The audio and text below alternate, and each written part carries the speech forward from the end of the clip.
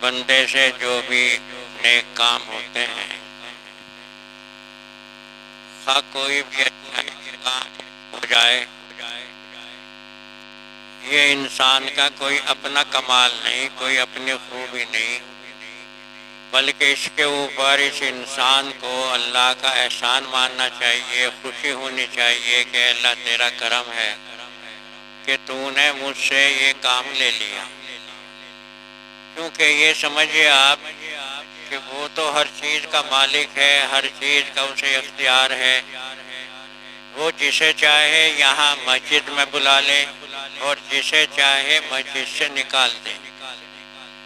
اگر ہمیں آپ کو اللہ نے یہاں پر بلا لیا ہے تو اس کا احسان مانو، اے اللہ تیرا بڑا احسان ہے، شکر ہے، تو نے ہمیں یہ توفیق دے دی تو ہم یہاں پر حاضر ہو گئے، ورنہ وہ بھی تیرے ہی بندے ہیں، وہ بھی تیرے ہی پیدا کیے ہوئے ہیں، تیرے ہی بنائے ہوئے ہیں، جو کہیں شراب خانوں میں پڑے ہیں، کہیں گناہوں میں پڑے ہیں، نافرمانیوں میں پڑے ہیں۔ تو ایک مسلمان کو اس کے اوپر بہت کچھ اللہ کا شکریہ ادا کرنا چاہیے۔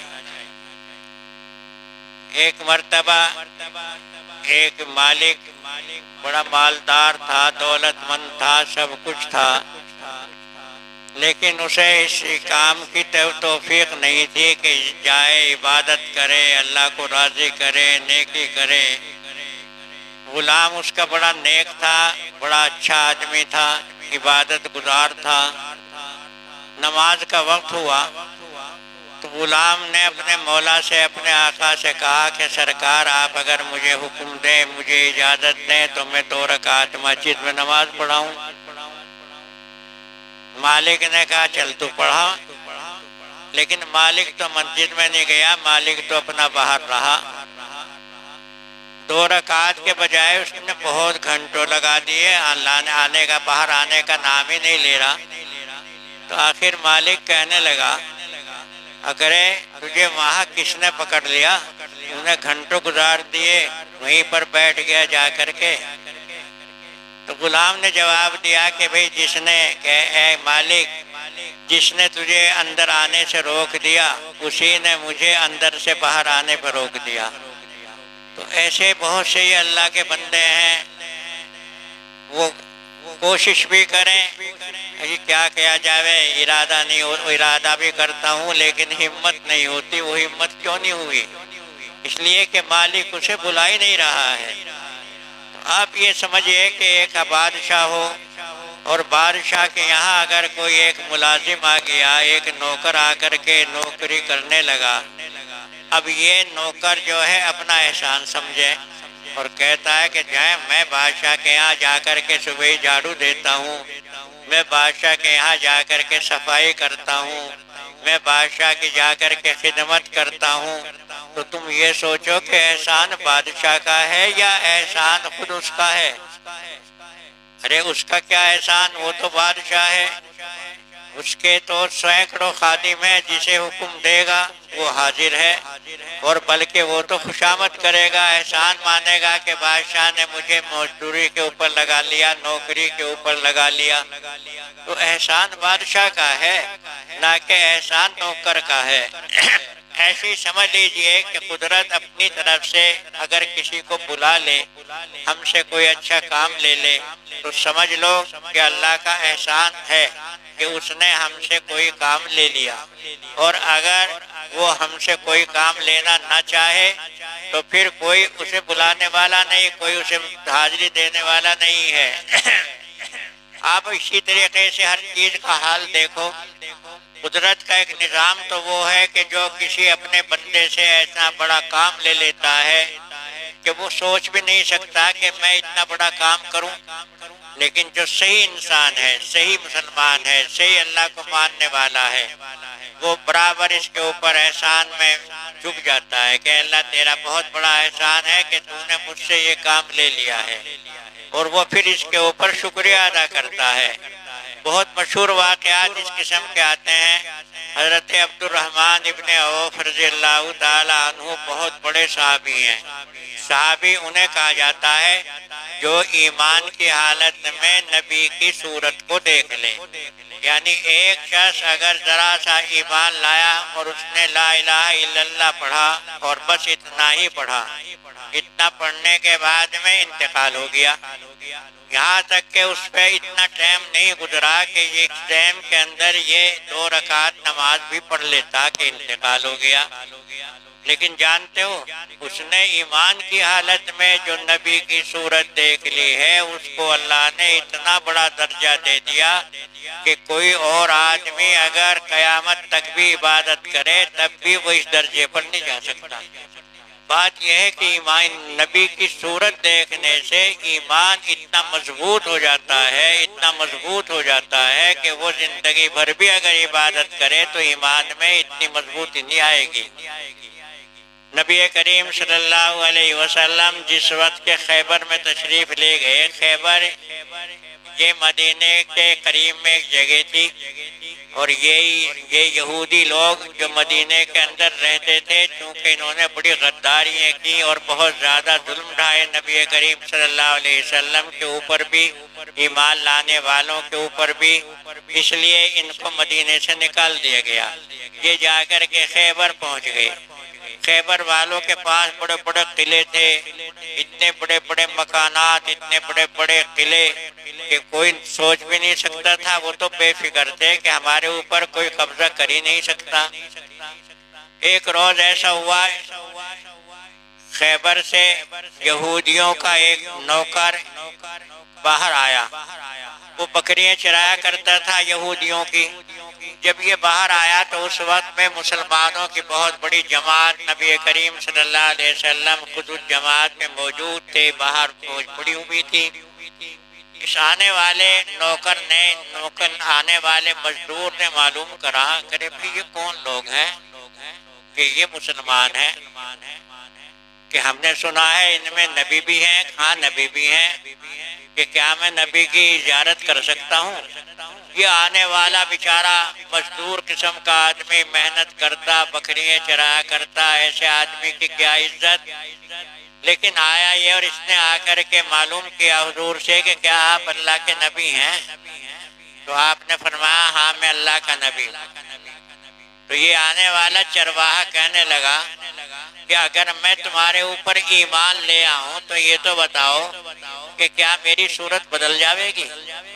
صورت کا مطلب یہ کہ یہ آنے والا یہودی، یہ آنے والا جو ان کا نوکر تھا یہودیوں کا، یہ بیچارہ بالکل کالے رنگ کا، بدصورت، بغلوں سے اس کی بدبو آوے، منہ سے اس کی بدبو آوے. تو یہ یوں کہہ رہا تھا کہ میں تو دیکھو جی حضور، میرا تو منہ بھی ایسا ہے، میں تو بدبودار ہوں، بغلوں سے میری بدبو آتی ہے، کپڑوں سے میری بدبو آتی ہے. تو میں اگر ایمان لے آیا تو کیا ایمان لانے سے اللہ میرے منہ کی بدبو کو خوشبو سے بدل دیں گے؟ تو آپ نے فرمایا بے شک. پھر اس نے کہا کہ اچھا اگر میں آپ کے اوپر ایمان لے آؤں تو ایمان لانے کی برکت سے کیا میں جنت میں چلا جاؤں گا؟ تو آپ نے فرمایا ہاں بے شک. تو یہ ایمان لے آیا. تو ایک ایسا آدمی ایمان لے آیا. اب اندازہ لگائیے کہ وہ ایسا شخص جس کے پاس کوئی خوبی نہیں، کوئی دولت نہیں، جس کے پاس کوئی مال نہیں، کوئی خزانہ نہیں، مزدوری کرتا ہے، بکریاں چراتا ہے، بدبودار کپڑے پہنے ہوئے ہے، کوئی اسے پوچھنے والا نہیں، لیکن ایمان کی برکت سے اللہ نے اسے سب کچھ دیا. حال یہ ہوا کہ جب یہ مقابلہ ہوا، یہودیوں ہی سے پہلی جنگ ہوئی، تو یہ اسی جنگ میں مارا گیا. یعنی اس کے پاس اتنا ایک ٹائم نہیں گزرا جس میں کہ یہ ایک وقت کی بھی نماز پڑھ لیتا کہ موت آ گئی. مرنے کے بعد میں جب لاشوں کو سنبھالا گیا تو صحابہ نے تو چونکہ ان کی صورت نہ دیکھی تھی، انہیں معلوم بھی نہیں تھا کہ یہ کوئی آدمی ایمان لے آیا ہے. اس لیے وہ آ کر کے حضور کی خدمت میں عرض کیا کہ اللہ کے نبی، ایک لاش ہم نے میدان میں دیکھی ہے. وہ لاش نہ ہم نے کبھی اس سے پہلے ہم نے اسے زندہ دیکھا، نہ اس سے پہلے کبھی مرا دیکھا، لیکن آج وہ شہیدوں میں ہے اور آج اس کا حال ایسا نظر آ رہا ہے کہ اس میں سے خوشبو پھوٹ رہی ہے، اس میں سے بڑی شاندار قسم کی مہک آ رہی ہے. تو آپ نے معلوم کہ آپ نے فرمایا یہ وہ شخص ہے جو ابھی جہاد میں جانے سے پہلے ایمان لایا تھا. اس لیے اسی وقت اس کی موت آ گئی۔ تو آپ دیکھیے کہ یہ مرنے والا آدمی صرف اس نے ابھی کلمہ پڑھا ہے، لیکن کلمے کی برکت سے اللہ نے اسے سب کچھ دولت بخش دی ہے۔ ایسا بھی ہوتا ہے۔ تو یہی حال ہوتا ہے ایک مومن کا کہ ایمان لانے کی برکت سے اللہ اسے سب کچھ دے دیتا ہے، لیکن یہ اس کا خود کرم ہے۔ دینے والا جو دے رہا ہے اس کا وہ احسان مانے کہ اللہ نے مجھے میرے ہاتھوں سے یہ سب کچھ لے لیا، ورنہ تو نہ معلوم کتنے ایسے لوگ ہیں جو کہ رات دن دولت میں غرق ہیں، رات دن سب کچھ لیے ہوئے ہیں، لیکن ان کے ہاتھوں میں ایسی توفیق ہی نہیں ہوتی کہ کوئی نیکی کا کام کر لیں۔ تو حضرت عبد الرحمن ابن عوف یہ بھی ایک صحابی ہیں، لیکن اللہ نے انہیں بہت بڑی دولت دی تھی۔ اتنے بڑے مالداروں میں سے تھے حضرت عبد الرحمن کہ جس وقت کہ عبد الرحمن کا انتقال ہوا تو مرنے کے وقت انہوں نے 4 بیویاں چھوڑی، اور ہر ایک بیوی کے حصے میں جو وراثت آئی عبد الرحمن کے مال میں سے، تو ایک بیوی کے حصے میں 80,000 اشرفی آئی، اور 4 بیویوں کو مال ملا۔ تو دیکھو کتنی دولت ملی۔ لیکن وہ کون سے دولت والے تھے؟ وہ زمانے کے دولت والے نہیں تھے جو صرف دولت اکٹھے کریں اور زکوٰۃ نہ دیں۔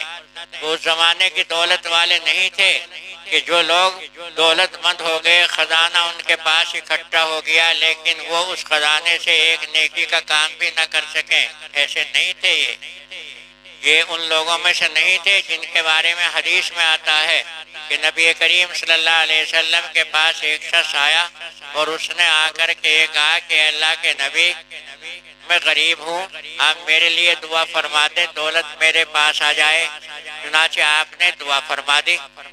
یہ چند دنوں کے بعد ہی بڑا مالدار ہو گیا، اس کے پاس خزانوں کی کوئی کمی نہ رہی، دولت کی کوئی کمی نہ رہی۔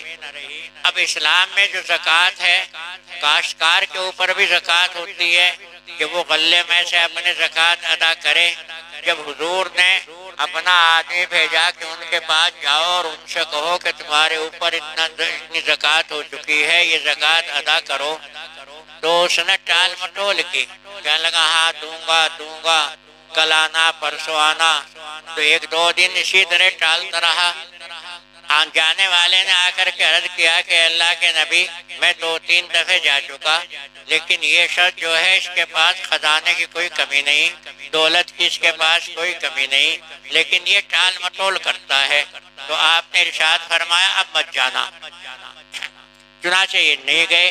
اب اسے خود خیال آیا، کرے اللہ کا قاصد آ چکا ہے، رسول کا قاصد آ چکا ہے، لیکن میں نے ان کا صدقہ ادا نہیں کیا۔ تو یہ لے کر کے خود پہنچا۔ تو نبی کریم صلی اللہ علیہ وسلم کی خدمت میں جب یہ جانے والا گیا تو آپ نے اس کی طرف سے منہ پھیر لیا۔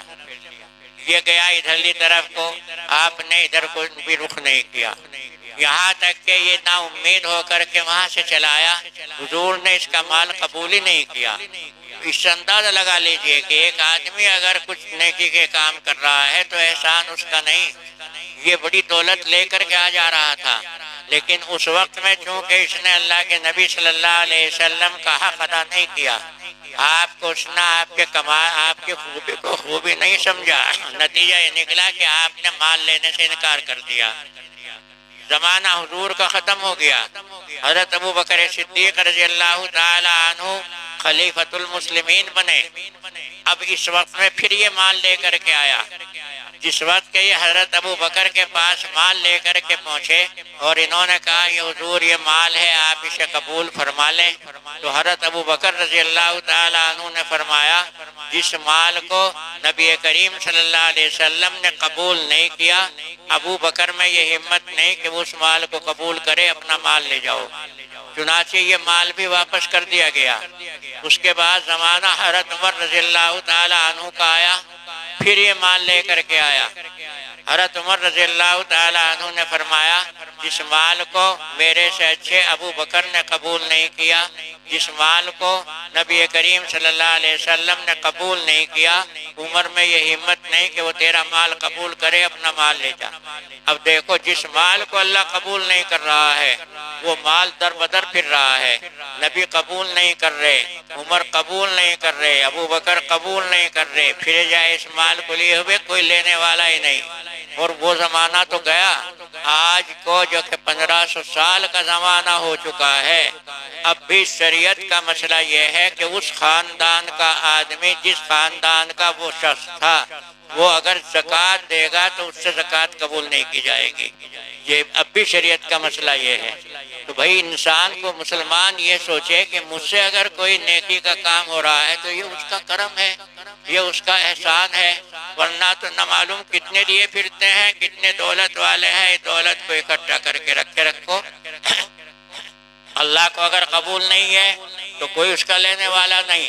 تو عبد الرحمن ابن عوف رضی اللہ تعالی عنہ بہت اونچے درجے کے صحابی، اور اللہ نے دولت انہیں اتنی بڑی دی، اتنی بڑی دولت دی کہ یہ سمجھ لو کہ ایک بیوی کو 80,000 اشرفی، اتنا وراثت میں حصہ تقسیم ہو رہا ہے۔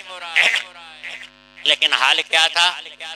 عبد الرحمن ابن عوف رضی اللہ تعالی عنہ کا حال یہ تھا کہ حضرت عائشہ رضی اللہ تعالی عنہ نے ایک حدیث سنائی کہ میں نے اللہ کے رسول سے یہ سنا تھا کہ عبد الرحمن کو اللہ نے جنت میں ایک عالی شان محل دیا ہے۔ یہ نبی کریم صلی اللہ علیہ وسلم کا ارشاد حضرت عائشہ نے سنایا، اور یہ خبر حضرت عبد الرحمن ابن عوف کو ملی۔ کتنے وہ خوشی ہوئے، کتنے خوش ہوئے، کیونکہ بات جھوٹی تو ہو نہیں سکتی۔ آپ اس زمانے کو چھوڑ دیجئے، نبی کریم صلی اللہ علیہ وسلم کا وہ زمانہ جس زمانے کے اندر آپ کی ذات موجود ہو، اور آپ کے گھر میں وہ بیوی حضرت عائشہ جن کا نام، جن کی قرآن پاک نے فضیلت بیان کی ہو، ایسا حضور کے زمانے کا ایک مسلمان کبھی جھوٹ بول ہی نہیں سکتا۔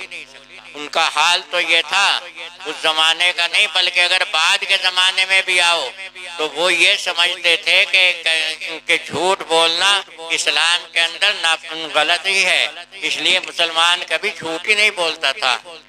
حضرت ملا جیون رحمت اللہ علیہ ایک بہت بڑے بزرگوں میں سے ہوئے ہیں۔ اورنگزیب بادشاہ کا آپ نے نام سنا ہوگا، یہ اورنگزیب بادشاہ کے استاد تھے۔ تو ملا جیون نام تھا ان کا، ملا تو ویسے ہی کہتے تھے اس زمانے کے آدمی کو، لیکن صحیح معنی میں وہ ملا نہیں بلکہ بہت بڑے عالم تھے۔ تو اورنگزیب بادشاہ کا استاد، دلی کے بہت سارے آوارہ قسم کے لوگ اکٹھے ہو گئے اور جا کر کے کہنے لگے چلو بھائی ملا جیون سے بات کریں گے، ملا جیون کو ذرا بہکاویں گے۔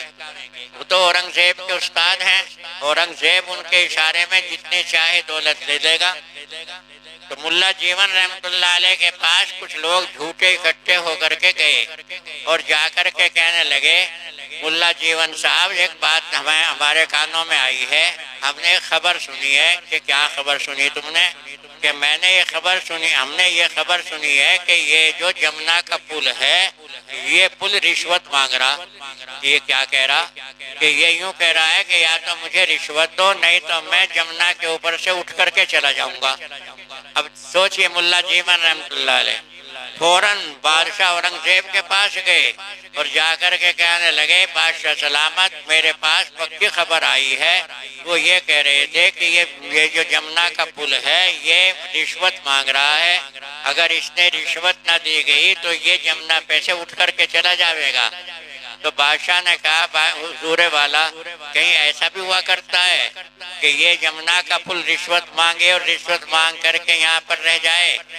تو ملا جیون رحمت اللہ علیہ نے جواب دیا حضور سن لو، یہ تو ہو سکتا ہے کہ جمنا کا پل جو ہے رشوت مانگ لے، لیکن یہ نہیں ہو سکتا کہ مسلمان جھوٹ بولے۔ تو اندازہ لگائیے اس زمانے میں اورنگزیب کا زمانہ تھا کہ ملا جیون یہ کہہ رہے ہیں یہ ہو ہی نہیں سکتا کہ مسلمان کبھی جھوٹ بولے۔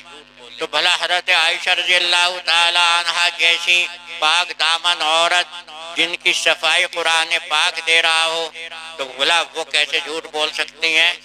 تو حضرت عبد الرحمن ابن عوف کو یہ پتا چلا کہ حضرت عائشہ نے یہ حدیث بیان کی ہے کہ حضور یہ فرما رہے ہیں کہ میں نے فلاں صحابی کا مکان جنت میں دیکھا ہے، اور پھر اللہ نے دولت کی کمی دی نہیں تھی، خزانہ بہت تھا، 700 اونٹ مال سے بھرے ہوئے، سب کے سب خیرات کر دیے۔ کون سی خوشی میں؟ کس خوشی میں؟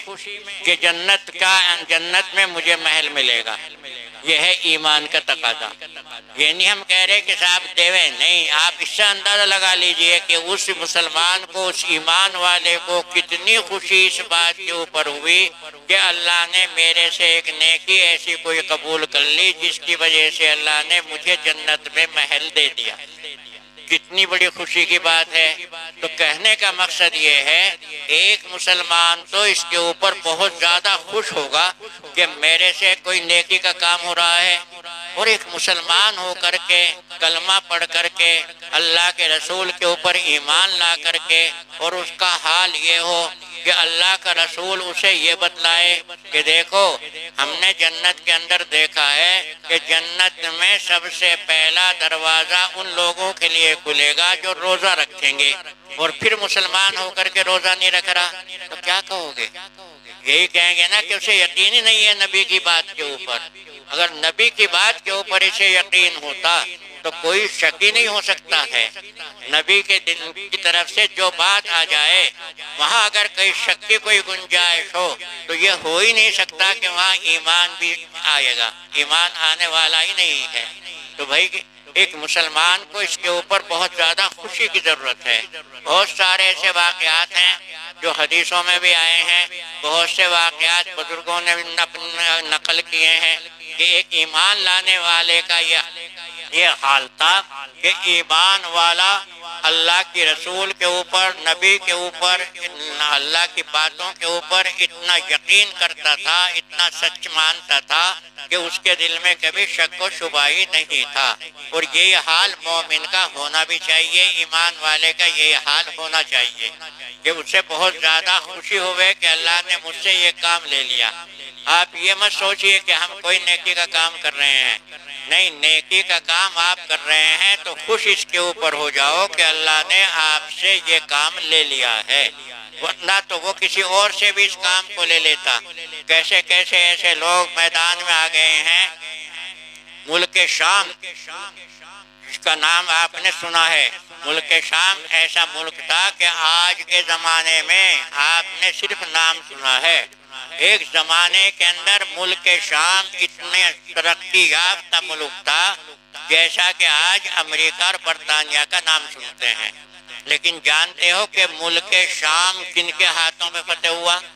اس ملک شام کے اندر جو لوگ رہتے تھے وہ عیسائی تھے، مسلمان نہیں تھے۔ جب ایمان والوں کی جماعت ملک شام کے اندر پہنچی ہے تو آپ اندازہ لگائیے کہ آج جب ہم ملک شام کی تاریخ دیکھتے ہیں تو تعجب یہ ہوتا ہے کہ جس وقت شام کے اندر مسلمانوں کی فوجیں لڑ رہی تھیں تو اس وقت میں جو مسلمانوں کا فوجی جنرل تھا وہ شہید ہو گیا، جھنڈا اس کے ہاتھ سے گر گیا۔ لیکن اب جھنڈا کس نے اٹھایا؟ ایک اندھے نے، نابینا نے۔ حضرت عبداللہ جن کا نام تھا، مدینے کی تاریخ میں ان کا نام آتا ہے۔ پھر جب جس وقت کے تاریخ لکھنے والے لکھتے ہیں تو پتہ چلتا ہے کہ ملک شام کے اندر ان کی قبر ہم نے قبرستان میں دیکھی ہے، اور تاریخ سے یہ پتہ چلتا ہے کہ اس اندھے نے اس وقت میں اسلام کا جھنڈا تھاما تھا جبکہ مسلمانوں کا امیر شہید ہو گیا تھا۔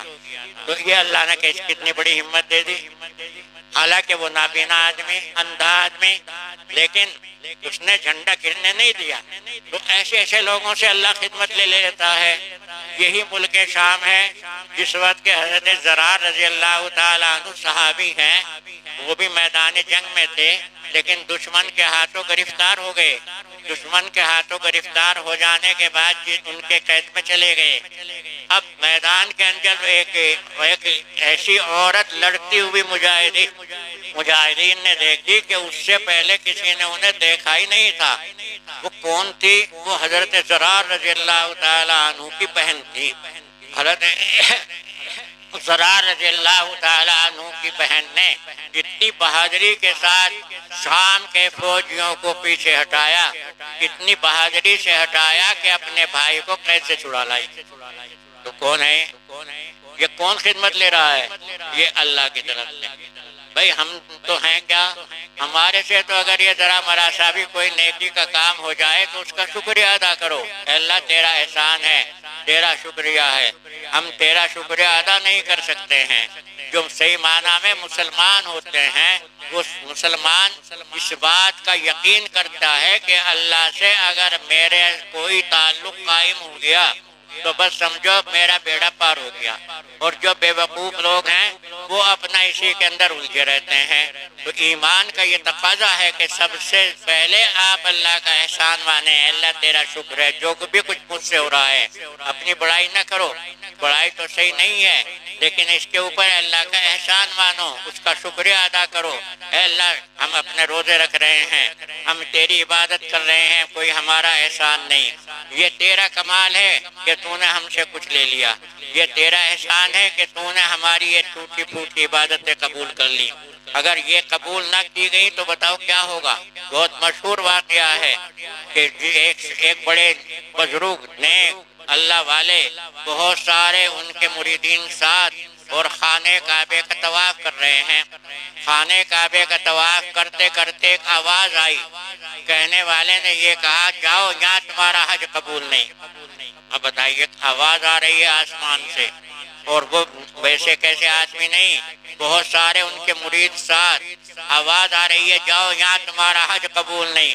اگلا دن آیا، اگلے دن پھر کعبے کا طواف کر رہے، کچھ مریدین ساتھ تھے، مریدین نے کہا حضرت کل تو یہ آواز آ رہی تھی جاؤ یہاں تمہارا حج قبول نہیں، اور آپ آج بھی طواف کر رہے ہیں، تو پھر جب طواف قبول ہی نہیں ہے تو پھر آپ کر کیوں رہے ہیں؟ تیسرا دن آیا، پھر کعبے کا طواف، پھر وہی آواز آئی، تو کہتے ہوئے روتے ہوئے انہوں نے یہ کہا ارے بھائی چلا تو جاؤں لیکن جاؤں کہاں، کوئی اور تو دروازہ ہے ہی نہیں۔ یہ آواز آنی تھی کہ فوراً اوپر آسمان سے آواز آئی قبولست گرچہ ہنر نیستست کہ جزما پناہ دیگر نیستست، جاؤ ہم نے سب کچھ قبول لیا، اگرچہ تمہارے پاس کوئی کمال نہیں، لیکن چونکہ تمہارا ہمارے علاوہ کوئی اور پناہ ہے ہی نہیں، اس لیے ہم تمہیں اسی حال میں قبول کر رہے ہیں۔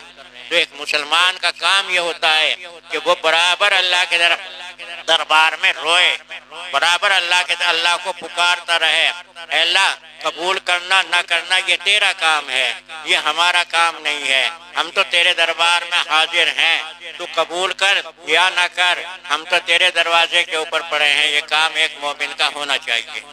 وہ اگر قبول کر لیتا ہے تو اس کا احسان ہے، اور اگر نہیں کر رہا ہے قبول تو ہم کوئی اس کے اوپر دباؤ بھی نہیں ڈال سکتے۔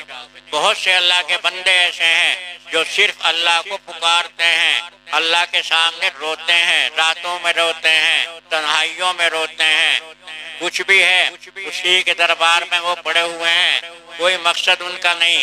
بہت سے ایسے لوگ ہیں جو اللہ کو اس لیے پکارتے ہیں اللہ تو ہمیں مالدار بنا دے، بہت سے ایسے لوگ ہیں جو اللہ کو اس لیے پکارتے ہیں کہ اللہ تو ہمیں بادشاہ بنا دے، اللہ تو فلاں بنا دے، لیکن کچھ اللہ کے بندے ایسے ہیں کہ اللہ تو اگر ہمارا ایک سجدہ بھی قبول کر لے تو تب بھی اس کا بہت احسان ہے۔ تو بھائی اللہ کا شکریہ ادا کرو، احسان مانو، اگر کچھ بھول ہم سے ہو رہی ہے، غفلت ہو رہی ہے تو توبہ کرو۔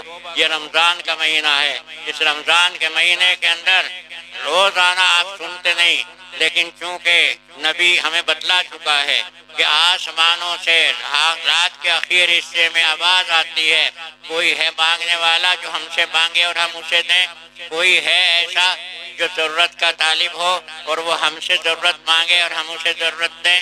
تو بھائی لیکن ہم سنتے نہیں، ہم اس وقت میں سوتے ہیں جبکہ اللہ آواز دیتا ہے، جب اس کی طرف سے پکارا جاتا ہے تو اس وقت میں ہم سوتے ہیں۔ اور بڑا تعجب ہمارے نوجوان طبقے کے اوپر کہ وہ آدھی رات تک جاگتے ہیں، دنیا بھر کی واقعات اس کے اندر وہ دیکھ رہے ہیں، اور جس وقت کہ اللہ کی طرف سے آواز آ رہی ہے اس وقت میں ہم سوتے ہیں۔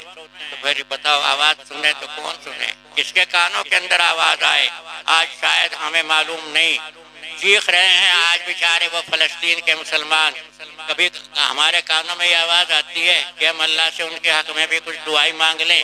چلو ہم ان کی کوئی خدمت نہیں کر سکتے, ہم انہیں کوئی دولت نہیں دے سکتے, ہم جہاد میں ان کے ساتھ میں شریک نہیں ہو سکتے, لیکن ہم کیا مسجدوں میں 2 منٹ بھی اس بات کی دعا نہیں مانگ سکتے کہ اللہ فلسطینی مسلمانوں کے جن کے بچے شہید ہو گئے, عورتیں شہید ہو گئی, جن کے پاس کھانے کو کچھ نہیں, پہننے کو کچھ نہیں, مسجدیں ان کی شہید ہو چکی اور تمام کے تمام ہسپتال ان کے شہید ہو چکے, تو کیا ہم ان کے لیے 2 بول بھی نہیں مانگ سکتے؟ بتائیے ہم سے مسلمان سے زیادہ غفلت اور کس میں؟ سوچو آج یہ پکڑ آ رہی ہے, یہ کیوں آ رہی ہے ہمارے اوپر؟ کوئی نہ کوئی وجہ ہے. دعا مانگو اللہ سے, رمضان کا مہینہ ہے, اس مہینے کے اندر اللہ تمہیں قبول کرتا ہے. وآخر دعوانا الحمدللہ رب العالمین.